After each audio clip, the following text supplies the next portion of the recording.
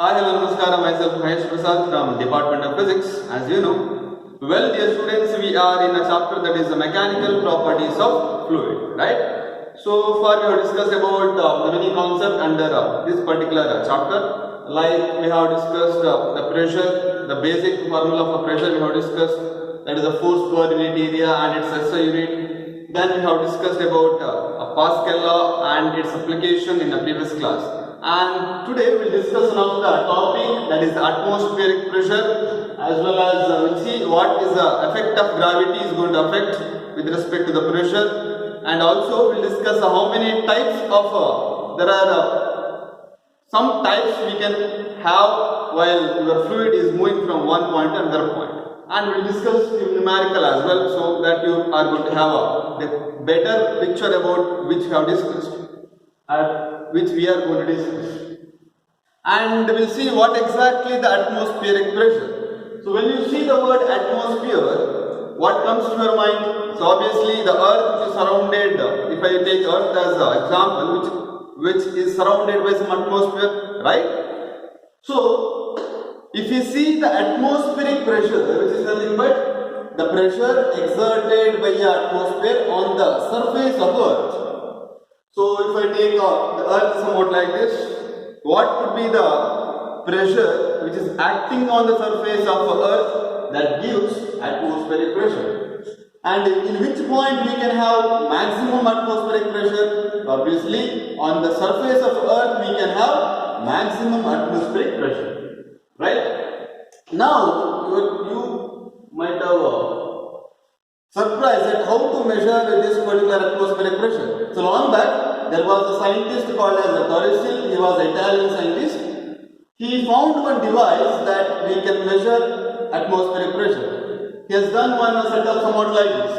He has taken one glass tube, and this is like somewhat like this. Okay. So this is a glass tube. He has taken. Okay, this is kind of a tube, and it's kind of vessel. So inside the vessel, your job is to take one mercury liquid. Why mercury?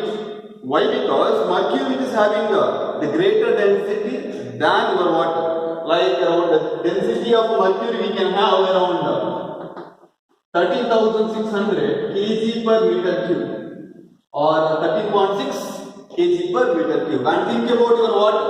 So water which is having around the density of water we can have around 1,000 kg per meter cube.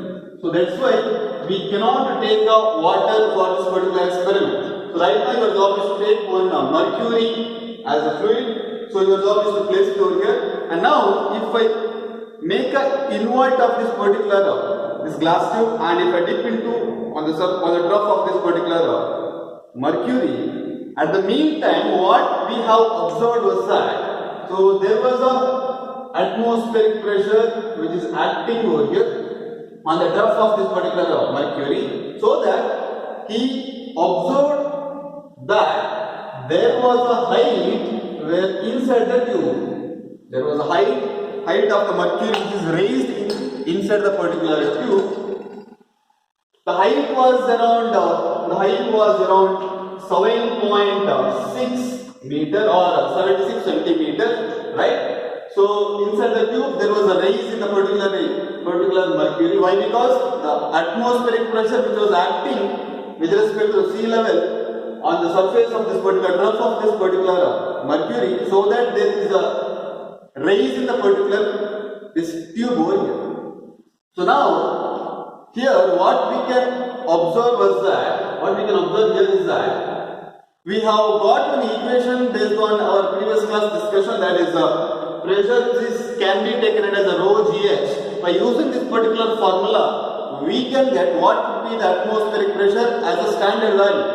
So that let us take a pressure which is equal to rho gh, where rho, which is nothing but the density of the mercury. So obviously since we have taken a fluid as a mercury, your job is to take density of the mercury. That is nothing but 13.6 into 10 to the power 3 into, on the surface of earth we can have acceleration due to gravity. For time being you can take that is 9.8 meter per second square into what is the height which is found inside the tube over here, the height of the mercury inside the tube, we can substitute as 0.76 meter. So which is equal to, that is the atmospheric pressure. If you do substitution over here, you are going to have 1.013 into 10 to the power 5 Pascal. Okay, so Pascal is the SI unit for pressure over here, and we can use a different kind of a scale to measure your pressure over here. That is nothing but we can have the 1 atmospheric pressure is the standard value, that is 1.013 into 10 to the power 5 Pascal, and this is the one value. And also we can have one torr, the one torr, which is equal to, we can have around 133 Pascal. 133 Pascal. This is also one scale we can use over here, and one more we can have, that is 1 bar, which is equal to 10 to the power 5 Pascal. So these are the interrelated concept with respect to the Pascal. Just to do a conversion from 1 torr to Pascal or 1 bar to Pascal. So in some numerical you may find the pressure which is exerted on the surface of Earth as 1 bar, so that we can substitute that is 10 to the power 5 Pascal. So these are the things we can find under the concept of this mercury barometer. Why mercury comes over here? Because we have taken a fluid as a mercury, and this looks like this tube looks like a bar, like in terms of vertical shape. So that's why it is a barometer. So this is what exactly we can find under the concept of atmospheric pressure. Okay.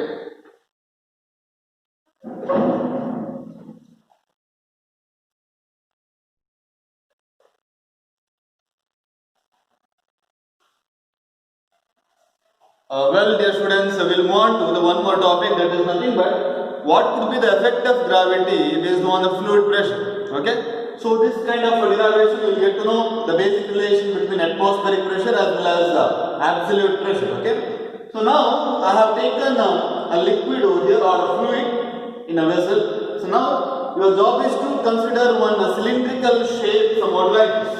So this could be the cylindrical shape which I am going to draw in the region of a fluid over here. Okay, so now I have taken a similar area of cross section on the top as well as the bottom of the cylinder. Let us say area of cross section as A as well as A in the bottom over here. Now in general, if I speak, if I take one the beaker and it's filled up with the water. Now if I drop any object into this particular water over here. So what are the different kind of phenomena we can observe in this process? So obviously, whenever I drop something into the liquid or any fluid, so obviously the force which is acting downward over here, correct? So now at the time of moving any particular cylindrical object into the particular water, at the meantime the one more force which is resisting the motion of this particular cylinder over here, that is nothing but F2 which is acting upward on the surface of area of cross section of the bottom of this particular cylinder over here. Okay, so now obviously the weight, don't you think this particular cylinder which contains some weight over here, so weight obviously is acting downward over here. So that's why we'll discuss one by one what are the pressure is going to acting over here. Okay, so we can have the pressure somewhat like this. So what force which is acting? The force, the first one. Obviously the forces are acting vertically, downward as well as upward in a different position over there. So at this particular point, if I want to measure what is the force which is acting on the top surface of this particular imaginary cylinder over there. So the force acting vertically downward can be taken as, that is, let us say F1 which is equal to, based on this particular relation which we have discussed in the previous class, that is V which is equal to F by A. If I re-alter that particular equation, I can write F which is equal to P into A. now the thing is, here if I say the pressure is acting on the surface A, let us say P1 over here, so F1 which is equal to P1 into A, and similarly we can write on in the bottom of this particular imaginary cylinder we can take the force acting vertically upward can be taken as, so don't you think since we have a similar area of cross section in the bottom as well as the top over here, so area is not going to vary. Now pressure as well as the force is going to vary. There is say F2 is equal to P2 into A, okay, and also we can have what would be the weight is going to acting over here. So what the weight acting, since weight acting vertically downward,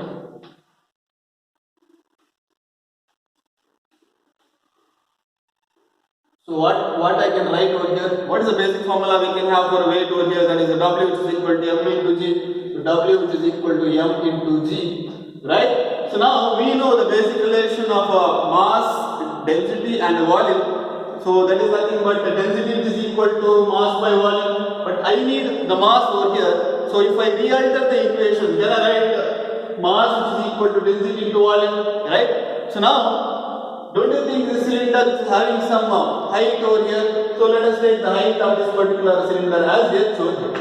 So now, what can be replaceable with respect to volume over here? So can I write volume which is equal to its area of cross section into height of the cylinder? So let us go with that. So W which is equal to, we can write, that is nothing but volume into density into G, but volume can be replaceable as, that is nothing but we can write that is area into H into the density into G, which is equal to W. So at equilibrium, so right now this particular imaginary cylinder is in equilibrium. So now how to write the equilibrium equation? So which are the forces are acting downward? That is F1 as well as your weight. The weight of the cylinder is acting downward, and which force which is acting upward direction? So this is the force which is acting on the bottom of the particular cylinder. That is nothing but the net equilibrium position we can consider as, let us say F1 plus W which is equal to F2, and at equilibrium we can go with this particular relation. So F1 can be replaced by what over here? So that is the equation we have got, that is F1 which is equal to P1 into A plus W, what we got, that is A into H into rho into G which is equal to F2 can be replaced by what? Then F2 can be replaced by P2 into A, that is the P2 into A over here. So what I can take common over here? So obviously the area of cross section is same for both the top surface as well as the bottom surface over here. So A can be taken out and it will be, which is going to get cancelled out over here. So now we can have, that is P1 plus, that is H into rho into G which is equal to P2, and this also can be taken it as P2 minus P1 which is equal to rho GH over here. Okay. So now let us say it is a position X and this is a position Y.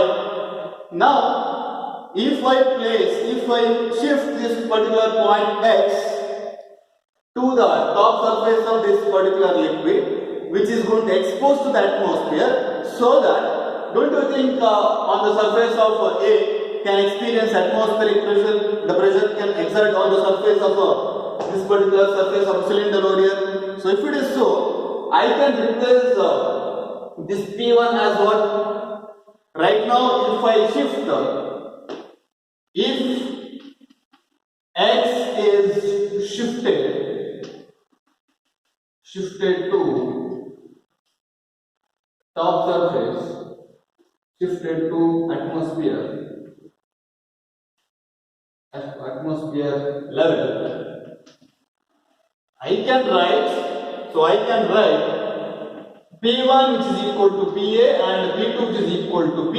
So if it is so, what I can write over here? That is nothing but P minus PA which is equal to rho GH. And this is the standard equation which we can have over here.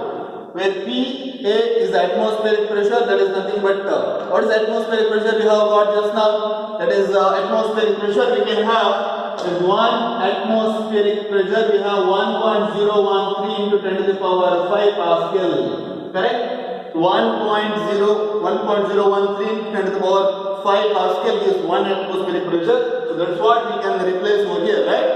So when the top surface of the imaginary cylinder is exposed to atmospheric level, right?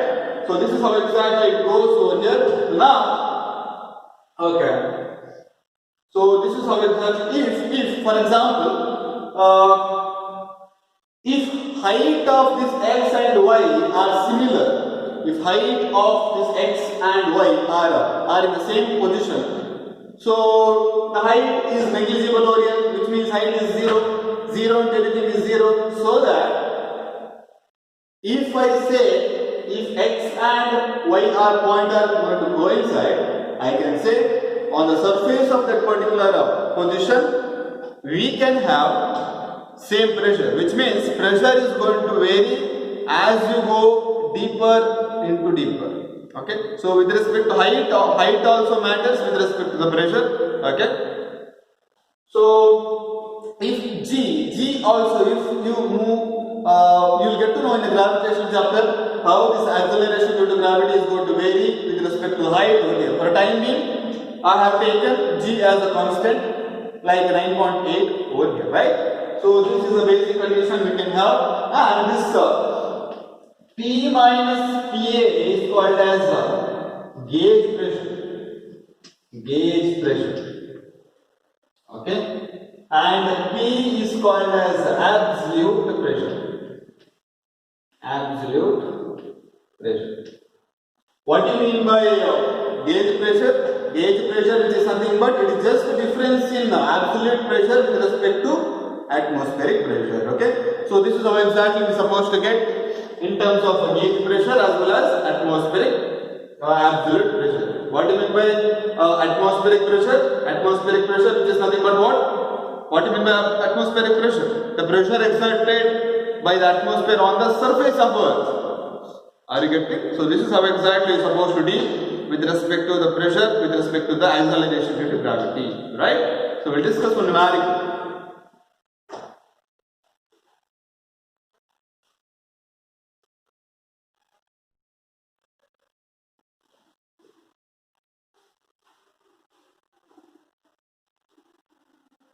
Well, dear students, we will see some of the numericals so that you are going to have a clear picture about the topic which we discussed so far, right? So there is a numerical which you can see on the board, that is nothing but, so what is the pressure on the swimmer around 10 meter below the surface, or 10 meter below the surface with respect to the swimming pool over there, right? So now, right now swimmer is there 10 meter depth. So now that we can say consider as the height of the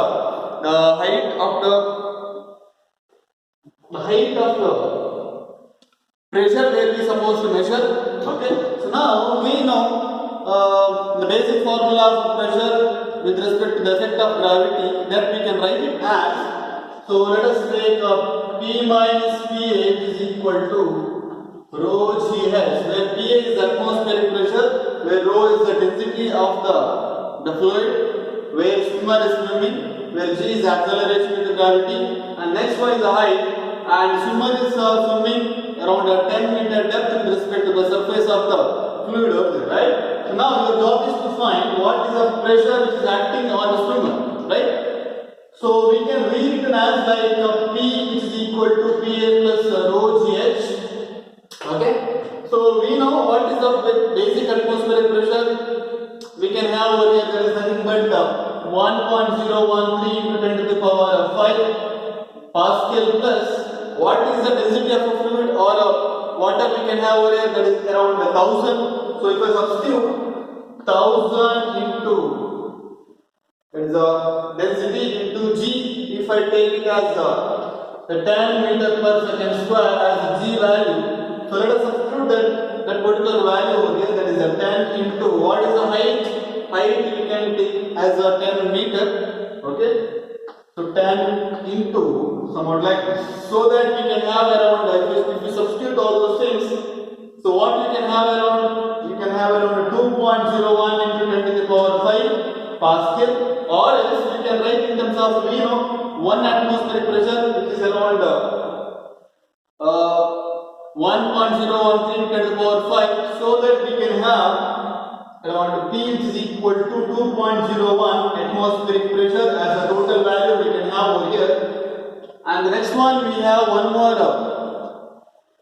numerical, that is nothing but at a depth of 1000 meter in the ocean, your job is to find initially what is the absolute pressure, which means the P is supposed to calculate, and also your job is to get what is the gauge pressure, which what do you mean by gauge pressure, by the way?